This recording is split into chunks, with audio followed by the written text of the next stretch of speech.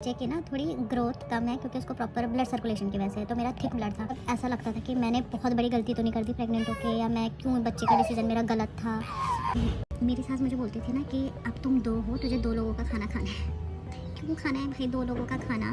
मुझे BP control करता है, इम्यून बूस्ट करता है, हाइड्रेशन सबसे ज़रूरी चीज़। प्रेगनेंसी में जो बुक्स मैंने पढ़ी है उसमें सही कुछ है बहुत मस्त है, पढ़ना चाहिए।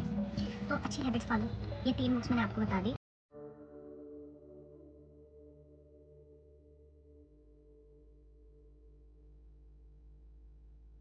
हाय everyone, welcome back with another video.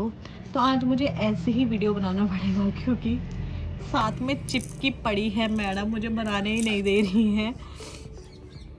तो ये वाला वीडियो था मेरा प्रेगनेंसी जर्नी का जो मैं शेयर करने वाली थी। जब मैं अपनी गायनी पे गई तो मेरा 7th या 6th या 7th वीक चल रहा था। तो उन्होंने फिर अल्ट्रासाउंड के लिए वगैरह के लिए डेट दी मुझे। अल्ट्रासाउंड कराया मैंने। अल्ट्रासाउंड दिखाने के बाद जो मेरी सेकंड विजिट थी उसमें उन्होंने बोला कि बच्चे की ना थोड़ी ग्रोथ कम है क्योंकि उसको प्रॉपर ब्लड सर्कुलेशन की वजह से। तो मेरा थिक ब्लड था। फिर उन्होंने मेरे को एक इंजेक्शन होता है जो ब्लड थिनिंग इंजेक्शन होता है, इनेक्सोपैरिन होता है। उसका क्या होता है ना, वो स्किन पे लगता है। अब मैंने लगाया, वो 3 महीने तक था मेरा। भाई पूरी बॉडी में कहाँ लगाऊं? उसने कहा था कि मैं बेली पे सजेस्ट नहीं करती, टमी पे, बेबी टमी पे मैं सजेस्ट नहीं करती लगाने को, वहाँ भी लगा सकते हैं। तो मैं सजेस्ट करूँगी। फिर हाथ और थाई बचे थे मेरे पास। भाई पूरे हाथ थाई भर गए मेरे इंजेक्शन लगवा के। और कोई नर्स तो ऐसे होती थी ना जिससे आराम से लगवा लो, कोई दिक्कत नहीं होती थी। रेगुलर लगता था मुझे। और कभी कभी इतना ज़्यादा पेन होता था ना कि मतलब ऐसा लगता था कि मैंने बहुत बड़ी गलती तो नहीं कर दी प्रेग्नेंट होके, या मैं क्यों, बच्चे का डिसीज़न मेरा गलत था। बहुत परेशान हो गई थी मैं, बहुत रोना आता था मुझे। मैं ऐसा लगता था ना, अंदर मैंने ऐसा सोचता था ना कि भगवान ये बेबी हो जाए ना सही सलामत, मैं लाइफ में कभी बच्चे के बारे में सोचूंगी नहीं फिर। बहुत मतलब मुझे बहुत दिक्कत आई है। उसके बाद जब मैं 3rd में गई ना तो मेरा उसके बाद टेस्ट तो मेरे रेगुलर होते रहते थे। तो फिर मेरा ठीक होने लग गया सर्कुलेशन वगैरह, इस बच्चे को प्रॉपर ब्लड फ्लो होने लग गया, ब्लड मिलने लग गया। उसके बाद उन्होंने मुझे ऑल्टरनेट डेज में सजेस्ट कर लिया कि तुम ऑल्टरनेट एक दिन छोड़ के करो। फिर जो ऑल्टरनेट छोड़ के 3rd मंथ में ऑल्टरनेट डेज में करने लगी मैं। तो फिर वो मैं खुद लगाने लगी खुद ही से, क्योंकि मैं उस टाइम पर मायके में चली गई थी। मायके में फंक्शंस वगैरह थे, शादी थी, तो मैं वहाँ चली गई। तो फिर जब वहाँ गई मैं तो मेरा 2nd ट्राइमेस्टर स्टार्ट हो गया ना। तो 2nd ना मेरा ट्राइमेस्टर बहुत मस्त था, कब निकल गया नहीं पता चला। मैंने अपनी पूरी प्रेगनेंसी में फ्रूट्स काफ़ी खाए हैं। मैं थर्ड में पहुँची ना, 3rd ट्राइमेस्टर में, तो मेरे को ना बहुत सफोकेशंस होने लगा क्योंकि वो बेबी टमी बढ़ने लग गया। फिर बेबी के मूवमेंट्स तो बहुत मतलब जब बेबी मूव करता था ना तो वो तो एक अलग लेवल की फीलिंग होती है, क्योंकि उस टाइम पे बहुत अच्छा फील होता है। फिर तुम कनेक्ट करने लग जाते हो बेबी से, कनेक्शन फील होता है, अच्छा लगता है। लेकिन साथ साथ मेरे को ऐसा लगता था ना, यार भाई कितने साल हो गए हैं, मैं कब से प्रेग्नेंट हूँ, कब निकलेगा ये बच्चा बाहर, मेरे को ऐसा रहता था लास्ट में। क्योंकि ना घर के अंदर ही, फिर ना बाहर जाना ना इधर जाना, कुछ तुम्हारी बस की होती नहीं है उस टाइम पे करना। और मैं तो वैसे ही नहीं कर पाती थी। मेरे साथ मुझे बोलती भी थी थोड़ा बैठ के, थोड़ा पोछा लगाने वाला एक्टिंग कर ले, उससे नॉर्मल डिलीवरी होती है, तू लगा मत, तू एक्टिंग ही कर ले सिर्फ, मतलब इससे तेरी एक्सरसाइज हो जाएगी। मैं बोलती मेरी बस की नहीं है मम्मी, नीचे बैठना। नहीं करा मैंने। मैं वॉक 1 घंटा मतलब 45 मिनट्स मैं वॉक करती थी रेगुलर। वो बहुत ज़रूरी है वॉक करना प्रेगनेंसी में। वॉक करने से बहुत बेनिफिट होता है, तो वॉक करना बहुत ज़रूरी है। फ्रेश एयर लेना बहुत ज़रूरी है।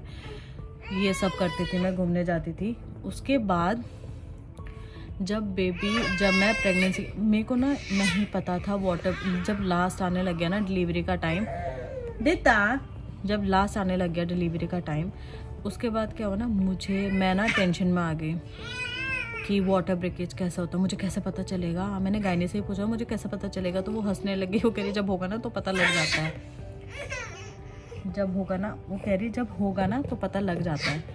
मैंने बोला ठीक है। और मेरे को ना पेन ही स्टार्ट नहीं हुआ, मेरा टाइम भी आ गया, मुझे नहीं पेन हुआ। आजा, मुझे बिल्कुल भी पेन नहीं हुआ। जब मेरा डिलीवरी का टाइम भी, जो मुझे टाइम दिया गया था, वो भी आ गया, तो उसमें मुझे पेन हुआ ही नहीं। अब मैं चेक करती थी कि पता नहीं कैसा, मैंने बहुत वीडियोस देखे, मतलब इस टाइम पे मैंने अपने आप को इतना एजुकेट किया ना कि मेरे को लगा मैं ही गाय नहीं बन जाती। सच्ची में मैंने बहुत इस चीज़ को लेके, बच्चे को लेके, प्रेगनेंसी को लेके, इतना उसके सिम्टम्स को लेके, कैसे कैसे क्या क्या होता है, बहुत रिसर्च करी मैंने, बहुत ज़्यादा।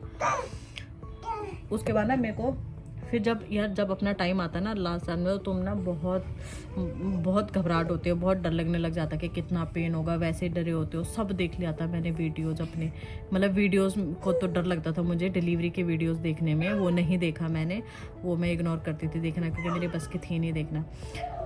फिर लास्ट में ना जब मेरा टाइम आ गया तो गायनी ने मुझे बुलाया हॉस्पिटल में, हॉस्पिटल गई। वहाँ पे उन्होंने मुझे पेन इंड्यूस करने के लिए उसने इंजेक्शन तो नहीं लगाया मुझे, पहले कोई एक ऐसी गोली दी उन्होंने मुझे, उससे मुझे कुछ नहीं हुआ। और मुझे पेन इंड्यूस के लिए उसने बोला जो सर्विक्स ओपन हो जाएगा तुम्हारा, थोड़ा तो होगा, उसके लिए उसने मुझे कास्टर ऑयल पीने को बोला। भाई मैंने एक तो इतना घटिया होता है ना कास्टर ऑयल, पिया, वो थोड़ा सा ही पिया मैंने। उसने मुझे जितना बोला था ना मैंने पिया ही नहीं, मैं अपनी मर्जी से पीती थी। मैं कहती थी इतने से मेरे बच्चे को दिक्कत हो जाएगी, तो खुद ही डॉक्टर बनी रहती थी। गाय ने मुझे कुछ बोल रही है, मैं करती कुछ थी। उन्होंने मुझे पीने को बोला, घर पर दिया था, मैंने पिया नहीं, मेरे साथ मेरे हस्बैंड ने पी लिया कि मेरा पेट साफ़ हो जाएगा। मैंने डर के मारे नहीं पिया, मैंने एक ढक्कन पिया, उसके बाद मैंने पिया नहीं, उसको मेरे बस की नहीं हुई। फिर वहाँ गए, वहाँ उसने फिर पीने को दिया, वहाँ भी मैंने थोड़ा पिया, मेरे को पेन ही होके नहीं दे रहा। उसने मुझे मेडिसिन दी, उससे भी नहीं हुआ। उसके बाद उसने चेक किया मेरा, उसने बोला पेन तो तुम्हें आ रहे हैं, दर्द तो तुम्हें उठ रहा है, लेकिन मैंने कहा मेरे को तो फील ही नहीं हो रहा है। उसके बाद उन्होंने क्या करा ना, चेक करा, उन्होंने ना मुझे डरा दिया कि देखो कल सुबह तक भी वेट करोगे, अब मैं तुम्हें इंजेक्शन लगाऊं, इंजेक्शन लगाने से भी तुमको आएगा नहीं मतलब दर्द, तो तुम्हें सी सेक्शन के लिए जाना पड़ेगा। तो फिर अब उसने मुझे डरा दिया कि अगर मैं ऐसा करूँगी तो बेबी को भी दिक्कत आ जाएगी। मैं भी डर गई, मेरा हस्बैंड भी डर गया। मैंने बोला भैया मैं ज़िंदा बच जाऊँगी ना? उसने बोला हाँ। मैंने कहा बच्चा भी, तो उसने बोला तो मैंने कहा कर दो जो करना है, क्योंकि नहीं ले सकती थी मैं रिस्क, मुझे रिस्क लेना ही नहीं था। भाई इतनी भयंकर जर्नी रही है, मैं इंजेक्शन्स ले रही हूँ, मेरे को इतनी दिक्कतें आ रही है। पूरे 9 महीने तुम पेट में पालते हो बच्चे को, फिर बाद में तुम सिर्फ नॉर्मल डिलीवरी के चक्कर में तुम रिस्क नहीं ले सकते हो ना कि अब ऐसा हो जाए। मेरे पेन ही नहीं आ रहे थे। उसने बोला तुम सुबह तक भी वेट करोगे ना तब भी तुम्हारा सी सेक्शन नहीं होना है। तो मैंने कहा जब सुबह तक वेट करके भी होना है तो कर दो। फिर मेरे सास ने भी बोल दिया, वैसे मेरे सास का मन था नहीं कि मतलब मेरा कौन चाहेगा यार सी सेक्शन हो। उन्होंने वो भी घबरा गए थे, उन्होंने बोला चलो ठीक है करवा लो। फिर सी सेक्शन हुआ मेरा, बच्चा आया। जब ऑपरेशन हो रहा होता है ना तो हम प्रॉपर वो एनेस्थीसिया लगाते हैं बैकबोन पे। उससे क्या होता है ना, हम ना थोड़ा बैकबोन पूरी मतलब हम ना प्रॉपर बेहोश नहीं रहते हैं, होश रहता है हमें। बस ये कि हमें अपने जो ये ब्रेस्ट के नीचे का पार्ट होता है ना वो फील नहीं होता है, उसको वो हल्का फुल्का हो रहा था, इतना पता लग रहा होता है कि कोई तुम्हें छेड़ रहा है। फिर वो मुझे ऐसा कर रहे पता नहीं क्या, और मैं अंदर ना ऐसे आंख बंद करके ओम नमः शिवाय बोले जा रहे हूँ। मुझे लगा कि पता नहीं क्या होगा। अब मैंने फिर बाद में जब ऑपरेशन किया ना मैंने उनको बोला मेरा उठने का बहुत मन कर रहा, मेरा ऐसा मन हो रहा था मैं उठ के अपने पैरों पे चलूँ। मैंने कहा मुझे चलना है, मेरे को चलना है, जल्दी करो। मैं ऐसा, उन्हें मेरी आवाज़ तो सुनाई दे रही नहीं होगी, मैं अपने अंदर ही अंदर बोल रही हूँ कि जल्दी करो ना, मुझे चलना है उठ के। फिर ना थोड़ी देर बाद मुझे की आवाज़ आती है, मैं बोला हो गया, सही है मेरा बच्चा। बहुत खुशी हुई मुझे। फिर उसके बाद जब वो बाहर लेके आए, भाई यहीं तक ख़त्म नहीं होती। जब वो तुम्हें रूम में लेके आते हैं, वार्ड में लेके आते हैं, उसके बाद जब वो बोलते हैं ना कि सेकेंड डे में कि पहला वॉक करो, अपना करवट लो, एक मौत मरता है इंसान उस टाइम पे भी, बहुत पेन होता है। अभी देखिए अभी ऐसा लगता है ना कि ऐसा हुआ था क्या सच्ची में। मैं जब उस टाइम पे मैंने ऐसा बोला था ना, भाई धन्य है वो लोग जिनके 2 3 4 5 बच्चे हैं, कैसे कर रहे, हिम्मत कैसे हो जाती है इतने बच्चे करने की, सच में कैसे हो जाती है। मैं तो एक करके मैंने तो सोचा था बस बच गई मैं, हो गया मैं, बहुत है इतना। ड्यूरिंग प्रेगनेंसी बहुत से लोग, हमारे बड़े रिलेटिव्स यहाँ वहाँ से बहुत से लोग हमें बहुत सी बातें बताते हैं, जिसको कई लोग बोलते हैं कि ज्ञान बांट रहे हैं। यार मेरे को ऐसा लगता है ना कि बातें वो बोलते सही है, लेकिन उनके पीछे लॉजिक और उनका बोलने का तरीका वो सही नहीं होता है। जैसे मेरी सास मुझे बोलती थी ना कि अब तुम 2 हो, तुझे 2 लोगों का खाना खाना है। क्यों खाना है भाई 2 लोगों का खाना? मुझे एक्स्ट्रा कैलोरीज चाहिए, वो मेरे को थोड़ा लेना है अपने उसमें खाने में, कि मेरे को ऐसा खाना खाना है जिसमें कैलोरीज थोड़े ज़्यादा हो, वो चीज़ें लेनी है मुझे। 2 लोगों का खाना खा के फट नहीं सकती हूँ भाई मैं। ऑलरेडी इतना वेट गेन कर लेते हैं हम उस टाइम पे। हेल्दी खाना खाओ, अपने आप को बहुत ज़्यादा एजुकेट करो। आज के टाइम पे तो इतने वीडियोस अवेलेबल है ना कि मेरे को लगता है ना, तुम एजुकेटेड होने का यही फ़ायदा है। सर्च करो भाई, जितना कर सकते हो, जितना पढ़ सकते हो चीज़ों के बारे में उतना पढ़ो। प्रेगनेंसी में अच्छी हैबिट्स अडेप्ट करना बहुत ज़रूरी है। तो अच्छे हैबिट्स में मैंने क्या अच्छी हैबिट्स रखी थी?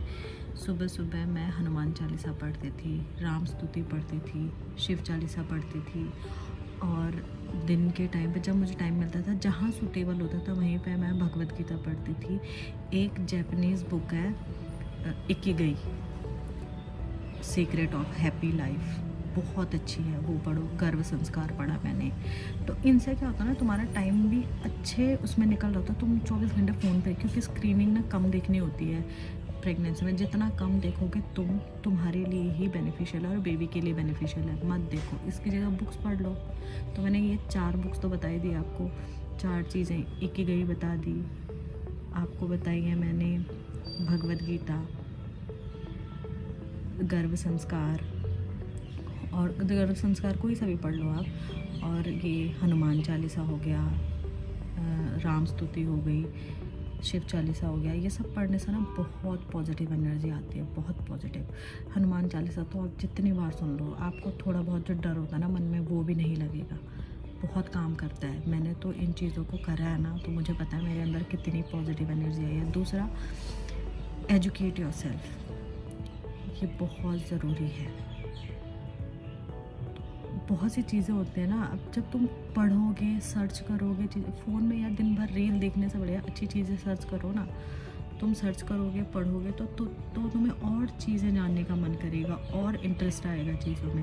यार ऐसा ना, अभी तुम्हें लग रहा होगा हाँ बोलने में तो ऐसा नहीं, तो बहुत बोर हो जाते हैं। मेरे को भी ऐसे ही फील होता था कि नहीं मन करता, ये करने का मन नहीं करता। लेकिन जब तुम स्टार्ट करोगे ना, मन कर जाता है। अच्छे हैबिट्स पालो ना, टाइम सेट करो ना, स्केड्यूल करो कि इस टाइम पे मुझे ये करना है, वो हो जाएगा। रेस्ट भी करो, घूमो अपना, शाम को वॉक करना, एक्सरसाइज में मैंने बताया वॉक करना बहुत ज़रूरी है। वॉक करना। दूसरा, जब आप लास्ट ट्राइमेस्टर में पहुंच जाते हो ना, तो आप बटरफ्लाई वगैरह ये सब कर सकते हो जिसमें आप कंफर्टेबल हो।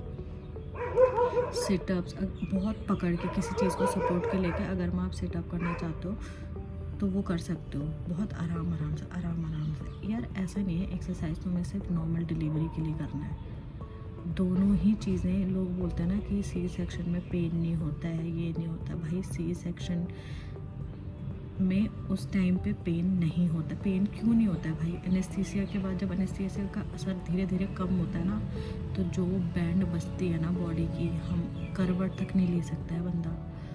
और करवट लेने के बाद वो तुम्हें जब वॉक करने को बोलते हैं, वॉक करने के बाद जब तुम घर आते हो डिलीवरी के बाद, बेड से उतरना, हल्का ऊंचा बेड में भी चढ़ नहीं पाते हैं, बहुत हालत ख़राब होती है, बहुत ज़्यादा। तो मैं मतलब ना, मेरे ख्याल से ना प्रेगनेंसी के थ्रू आउट जर्नी हमें पॉजिटिव रहना बहुत ज़रूरी है। पॉजिटिव, हम जितना पॉजिटिव रहेंगे ना उतनी, भाई ऐसा नहीं है कि प्रेगनेंसी का जो डाइट होता है ना वो सिर्फ बच्चे के लिए नहीं, तुम पोस्टमार्टम में भी वो बहुत हेल्प करता है। जितनी अच्छी डाइट रखोगे उतनी सही से तुम्हारी रिकवरी भी होती है। कई लोग होते हैं ना कि बच्चे का वेट गेन कराने के लिए वो खाना खाते हैं।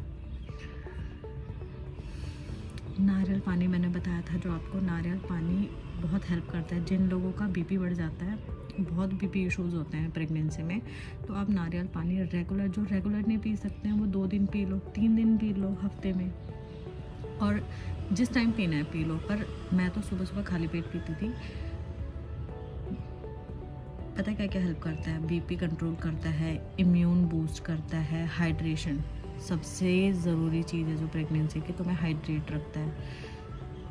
कई लोग होते हैं जिन्हें पानी पीने में बहुत दिक्कत होती है, वॉमिटिंग आ जाती है ज़्यादा पानी पीने से। कई लोग होते हैं वो कम ही पानी पीते हैं, नेचुरली भी कम पानी पीते हैं, तो उनके लिए यहाँ पे नारियल पानी बहुत सही काम करता है। तो नारियल पानी पीना चाहिए। दूसरा, ओकेजनल फ्रूट्स, जिस टाइम पे ओकेजनल कह रही हूँ मैं, सीजनल फ्रूट्स, जो सीज़न है सीज़न के हिसाब से जो फ्रूट्स अवेलेबल है, खासकर वाटरी फ्रूट्स जिनमें वाटर ज़्यादा हो, और विटामिन सी। जैसे मेरे सर्दियों में जर्नी चली थी तो मैं आंवला बहुत खाती थी, बहुत एज इन कि ऐसा नहीं कि 6-7 आंवले एक दिन में खा लो, एक आंवला पर डे में एक खाती थी। मैं कीनू बहुत खाती थी, विटामिन सी होता है, बहुत ज़्यादा खाती थी। एप्पल मैंने बहुत खाए हैं स्टार्टिंग में, बाद में तो भाई मन भर जाता है कि उनको भी खाने का मन नहीं करता। जो फ्रूट्स हमें स्ट्रिक्टली अवॉइड करने होते हैं, चीकू का मुझे नहीं पता था कि अवॉइड करना होता है, ऐसे चीकू मैं खाती भी नहीं हूँ, बट चीकू नहीं खाना चाहिए। पपाया सबको पता है, पाइनएप्पल सबको पता है, ये नहीं खाने चाहिए। कहीं लोग बोलते हैं ना सब्जियों में बैगन वगैरह ये सब नहीं खाना चाहिए। बैगन मना इसलिए होता है ना क्योंकि उससे गैस बनती है, और उसमें ना बैगन, गोभी, इन सब में पेस्टिसाइड्स ज़्यादा यूज़ होते हैं उनको ग्रो करने के लिए, इसलिए वो सब्जियां बना की जाती हैं। लेकिन मैंने सब खाई हैं, मेरे को ऐसे कोई गैस वैस की कोई दिक्कत नहीं हुई थी, तो मैं खाती थी। बैगन का भरता मेरा क्रेविंग होती थी मुझे कभी कभी खाने की, बैगन के भरते की, तो मैंने खा लिया था, मुझे कोई दिक्कत नहीं हुआ।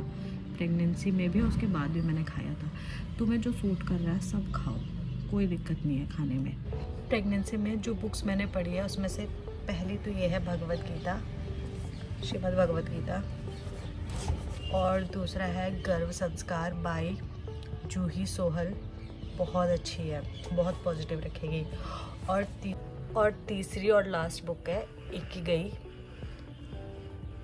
जापानीज़ का सीक्रेट है लॉन्ग लाइफ का और हैप्पी लाइफ का, बहुत अच्छी। ये मैं तीसरी चौथी बार पढ़ चुकी हूँ प्रेगनेंसी में। आई थिंक मैंने इसको 2 बार पढ़ा है। प्रेगनेंसी में एक्चुअली बोर भी होते थे ना, तो जब मैं बोर नहीं हो रही थी, जब मुझे कुछ इंटरेस्टिंग करना होता था, तब मैं कुछ और तो कर नहीं सकते थे, तो फिर मैं पढ़ती थी ये बुक्स। इकिगाई तीसरी और लास्ट बुक है, इकिगाई, जापानीज़ लोगों का सीक्रेट लॉन्ग लाइफ का और हैप्पी लाइफ का। आपने सुना होगा कि जापानीज़ बहुत लॉन्ग लाइफ जीते हैं, वहाँ बुढ़े लोग भी काम कर रहे होते हैं, बहुत एक्टिव होते हैं और बहुत हैप्पी लाइफ जीते हैं वो लोग। तो इसमें वो सब कुछ है, बहुत मस्त है, पढ़ना चाहिए। तो अच्छी हैबिट्स फॉलो। ये 3 बुक्स मैंने आपको बता दी। गर्भ संस्कार जूही सोहेल का भी अच्छा है, और भी बहुत सही से हैं जो आप पढ़ना चाहो, जो आपका मन है, जैसा मन है, मतलब अपने आप को इंगेज रखो। अच्छे, इनसे क्या वकैब अच्छी होती है, आपको पॉजिटिव, सबसे बड़ी बात ना अच्छी एनर्जी मिलती है, positive energy. Negative thoughts, pregnancy में क्या होता है ना, हमारे अंदर बहुत नेगेटिव थॉट्स भी आते हैं, तो वो नेगेटिव थॉट्स बिल्कुल नहीं आते हैं अगर आप अपने आप को एंगेज रखो। मैं ये नहीं कह रही कि भक्ति वाले ही पढ़ो, जो मन है पढ़ो, पर अच्छी चीज़ें पढ़ो ना। पॉजिटिव रखने में अपने आप को क्या जाता है, और जो तुम पढ़ रहे हो तो अंदर वो सब कुछ, तुम्हारा बेबी भी उन चीज़ों को कहीं ना कहीं क्योंकि सुन रहा होता है। Thank you so much for watching. बाकी नेक्स्ट वीडियो में आपको बताऊंगी मैं कि घर आने के बाद मेरा एक्सपीरियंस, सी सेक्शन के बाद घर आई जब मैं, तो कैसे 3-4 दिन तक, 21 डे तक मेरे क्या हाल थे, क्या क्या करना चाहिए, कैसे कैसे नहीं करनी चाहिए, कैसी डाइट लेनी चाहिए, और बच्चे की लैचिंग को लेके, फीडिंग को लेके, वो सब मैं आपको नेक्स्ट वीडियो में बताऊँगी। Thank you.